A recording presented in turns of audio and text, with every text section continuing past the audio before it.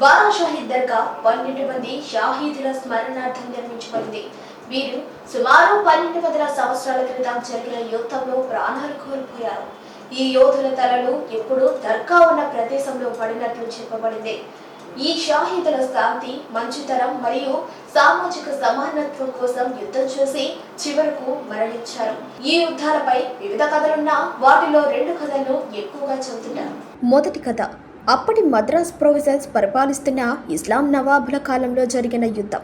Saudi నుంచి వచ్చిన 12 మంది ఇస్లాం ప్రవక్తులు ఇస్లాంలో బోధిస్తుండగా మత కలహాలు చెలరేగటంతో జరిగిన యుద్ధంలో 12 మంది మృతి చెందారు. వారి శరీరాలను గుర్రాలు స్వర్ణాల చెరువు దగ్గర విడిచిపెట్టాయి. ఇక అప్పటి నుంచి బారా షాహీద్ దర్గా అని పిలువబడుతుంది.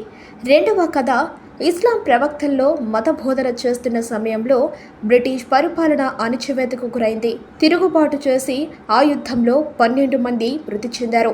అందుకే అప్పటి నుంచి బారా షాహీద్ దర్గా అని పిలువబడుతుందని పలువురు చెబుతుంటారు. ఇక మొహరం ఉత్సవాలు. బారా షాహీద్ దర్గాలో మొహరం చాలా ఘనంగా జరుపుకుంటారు. మొహరం 11వ మరియు 12వ రోజుల్లో ప్రత్యేక కార్యక్రమాలు ఉంటాయి. ఆ సమయంలో గంధ మహోత్సవం నిర్వహిస్తారు. ఈ వేడుకకు ఎంతో మంది భక్తులు హాజరవుతారు. ఆరోగ్య సమస్యలు, జీవన సమస్యలు, వివాహం ఆలస్యం వంటి సమస్యల నుంచి ఉపశమనం కోరుతూ ప్రత్యేక ప్రార్థనలతో భక్తులు వస్తారు. వారు తమ ప్రార్థనలు నెరవేరినందుకు కృతజ్ఞతా సూత్రంగా సమీపంలోని కుంటలో రొట్టెలు సమర్పిస్తారు.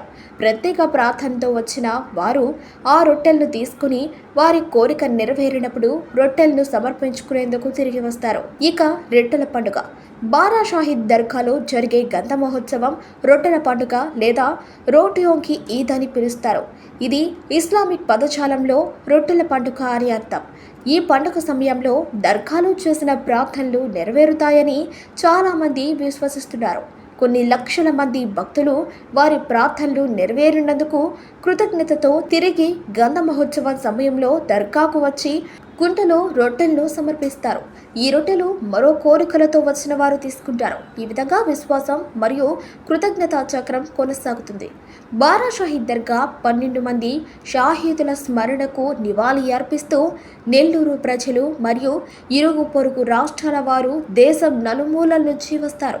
వారికి సామాజిక సమానత్వం మరియు ఆధ్యాత్మిక నెరవేర్పును ప్రదర్శిస్తుంది. ఈ సంవత్సరం రొట్టెల పండుగ జూలై 17వ తేదీ నుంచి 21వ తారీఖు వరకు జరగనుంది. 17న సందల్ మాలిక్, 18న గంధ మహోత్సవం, 19న రొట్టెల పండుగ, 20న తహలీల్ ఫతేహా, 21న ముగింపు సభ. ఈ సంవత్సరం రొట్టెల పండుగ అంగరంగ వైభవంగా నిర్వహించాలని ప్రభుత్వం నిర్ణయించింది. దానికి తగినట్టు జూలై నెల ప్రారంభం నుంచే పనులు మొదలుపెట్టారు. ఇప్పటికే విద్యుత్ కాంతుల మధ్య బారా షాహీద్ దర్గా వెలుగుతోంది.